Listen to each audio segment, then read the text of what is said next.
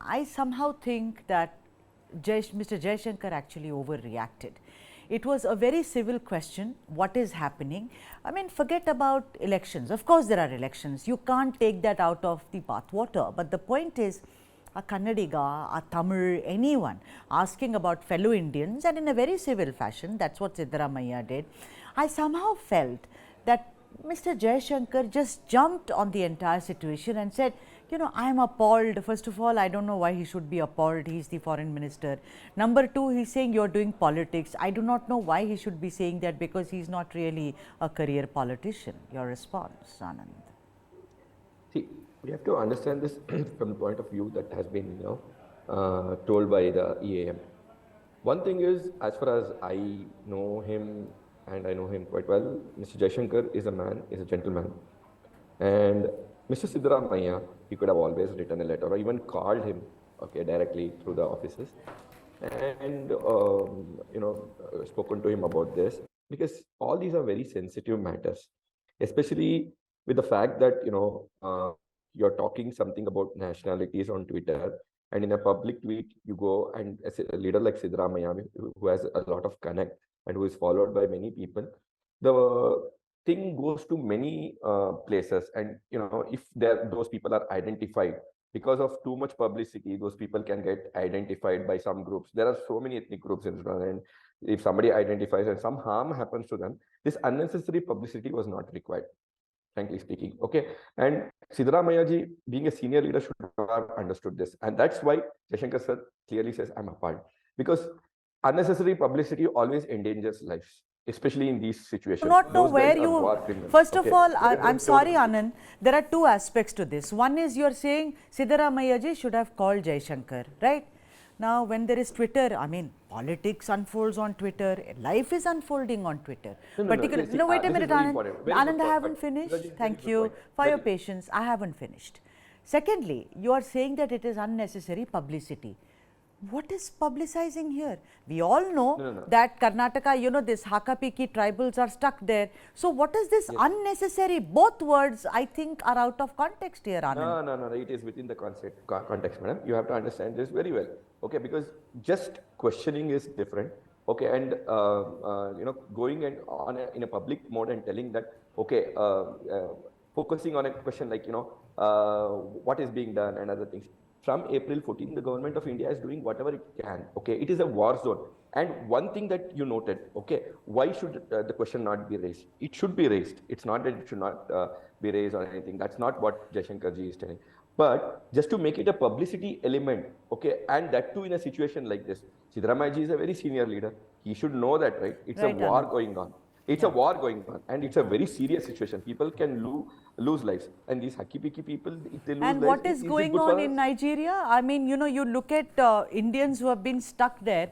45 odd sailors are stuck there. In March 2023, Mr. Muralidharan answered a question in Parliament. Nothing has come out of it. I mean, somehow, Anand, I feel that you're also doing disservice if you're calling it publicity to the late Sushma Swaraj ji, who was called super mom, who did digital. No, I'll come back to you. No, I'll come back to you. Let me just introduce Lavanya Ballal. You're throwing a very serious allegation. Anand, there is no accusation. I don't make accusations. Wait a minute. Lavanya Ballal, welcome to the show. Lavanya Ballal, don't you think that when you compare this situation, I just think that perhaps Mr. Jaishankar under duress maybe overreacted or whatever, because I don't think to ask about fellow Indians has anything to do with politics. It has to do with empathy. Now, secondly, don't you think in comparison, Sushma Swaraj ji did a marvelous job. You remember in 2015 when she rescued so many people in what was war-torn Basra. Sudha, good afternoon. Yes, if you look at the past, sorry, can you hear me? Yes, I can. Wonderfully well. Go on. Sorry. If you look at the past foreign ministers of India, they have done some amazing job, which includes Sushma Swaraj ji as well, be it the Gulf War, be it multiple other wars where Indians were stuck during different times. Indian foreign ministers have made it a point to put, keep the priority of our citizens' lives and on utmost importance. They have done that. I don't know why. I mean, Siddaramaiah's tweet, if you look at it, it's very dignified. It is nothing derogatory. It is not accusing. He's not pointing fingers. He's, as a former CM, he's just made a request saying, our Haki Piki tribal people are stuck there. 31 people from the Haki Piki tribe. We hear in the video, if you watch the video, they're saying we are stuck indoors from past few days. We are running out of food and water. There are unclaimed bodies on the road, and they're all scared, right?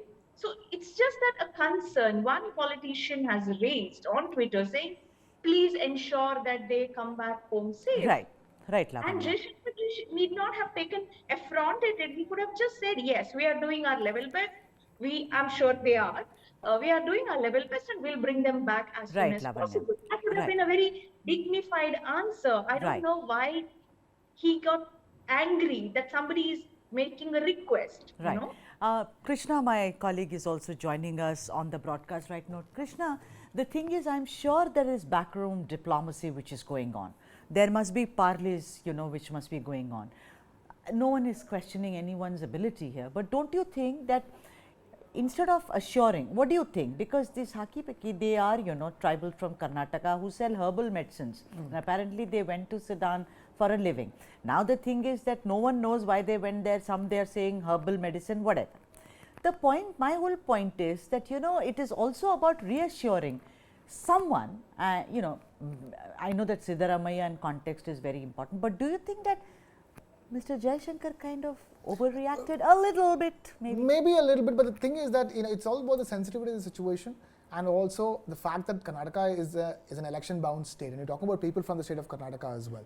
So clearly, Siddaramaiah was pouncing upon an opportunity that was available to him to pounce on the fact that these are tribals, Haki Piki tribals, who are from indigenous to the state of Karnataka, who are now currently stuck in Sudan.